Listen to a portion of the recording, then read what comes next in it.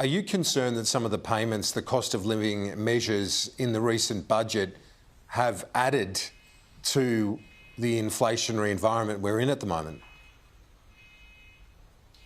Well, I think the problem we have is that despite the government claiming that they're good economic managers, they haven't been getting the basics right. And they expect people to just believe really their own myth-making around this. If you look at what's happened with the recovery, it hasn't been evenly spread.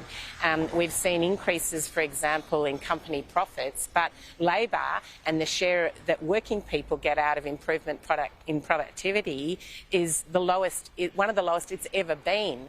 And so getting it right, getting at least the equivalent of inflation into wages and then a bit more on top to recognise productivity improvements is the basic formula we need. The government's failed to do it. Meanwhile, the cost of really critical things, that cost of rent, the cost of groceries, the cost of toilet paper, as we just heard, is going up, and of course facing the real very real prospect of the interest rates rising in the next short term as well. Whether it's next week or next month, it's really tough on people.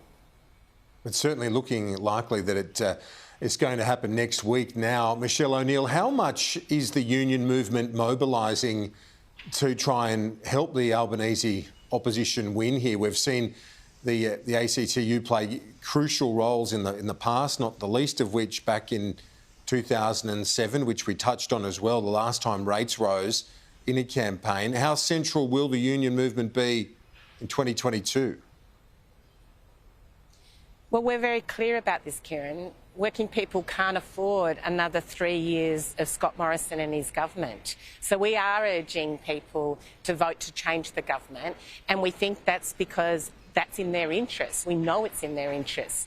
You can't continue to have a government that, instead of addressing insecure work, and we've now got more workers in Australia having to work 2, 3 or 4 jobs just to get by, just to make up the equivalent of one wage, than we've ever had in our history. So the Morrison government's failed to address insecure work. I've already said about how they've completely failed to address the need for wages to go up, and the critical things that working people need to get in front to be able to meet the cost of living challenges but also have a fairer go are not there in the government's record of nearly a decade now in power, and nothing that they're saying about the future gives us any confidence that they've learnt that lessons or are serious about supporting workers and their families and their communities. So it is urgent. We are putting a huge amount of effort into ensuring that the facts are there for workers and encouraging people to vote to change the government.